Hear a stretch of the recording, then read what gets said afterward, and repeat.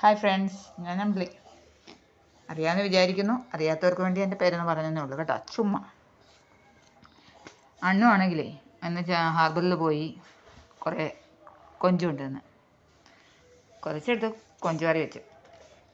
പിന്നെയും കൊഞ്ചിരിക്കുന്നു. ഞാൻ എന്താ ചെയ്യുന്നു, കൊഞ്ചെല്ലാം വൃത്തിയാക്കിയപ്പോൾ നോക്കിയപ്പോൾ ഉണ്ടടാ അതിനകത്ത് 2 നമ്മുടെ കണവക്കുഞ്ഞുകൂടെ കിടക്കുന്നത്.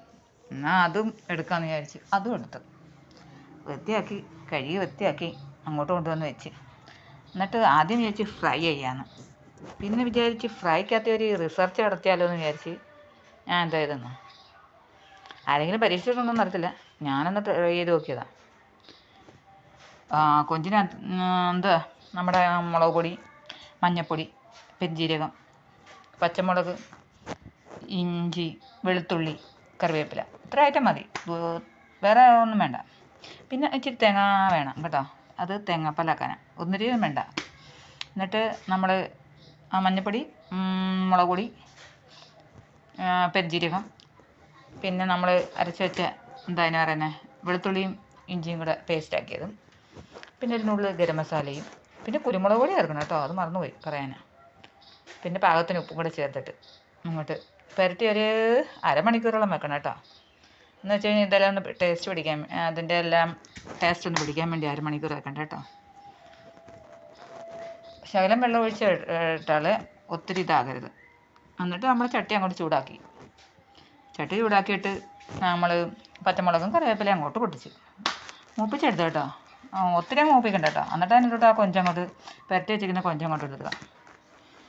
കൊഞ്ച് ഞാൻ എടുത്തിട്ട് കഴിഞ്ഞിട്ട് ഞാൻ സ്പെഷ്യലായിട്ട് ചേർത്തതെന്ന് വെച്ച് കഴിഞ്ഞാൽ വെള്ളം ചേർത്ത് വേണമെങ്കിൽ ഇതിന് വേവിക്കാം. പക്ഷെ ഞാൻ എന്താ ചെയ്തെന്നറിയാം, ഇല്ല തേങ്ങാപ്പാൽ ഞാൻ എടുത്ത് വെച്ചില്ലായിരുന്നു, അതെടുത്ത് എന്താ നമ്മുടെ എടുത്ത് വെച്ച ഇതില്ലേ കൊഞ്ചിനകത്തോട്ട് അങ്ങ് ചാമ്പി കൊടുത്ത്,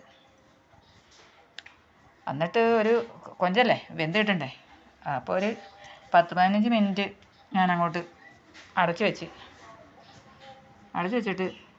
വേവിച്ചെടുത്തിട്ട് തുറന്ന് നോക്കിയപ്പോഴുണ്ടടാ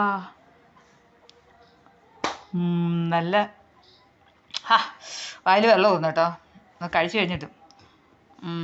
പിന്നെ എന്നാണ് ഈ പരുവത്തിലാണ് കിട്ടിയത് വേവിച്ചപ്പം. അപ്പോൾ ഇത് ഒത്തിരി ഡ്രൈ ആകുന്നതിന് മുമ്പുള്ള സംഭവം കേട്ടോ. ഇത് നമ്മുടെ ചപ്പാത്തിയുടെ കൂടെയൊക്കെ അടിക്കാൻ കിടുക.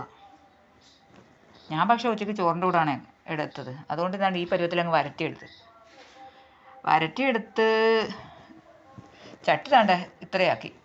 ഇനി രാത്രിയിലത്തേക്ക് ശകലം വെച്ചിരിക്കുക. എന്നിട്ട് ചോറിൻ്റെ കൂടെ ഒരു അടി അടിച്ച് അച്ഛനും മക്കൾക്കും വളരെ ഇഷ്ടപ്പെട്ടു കേട്ടോ.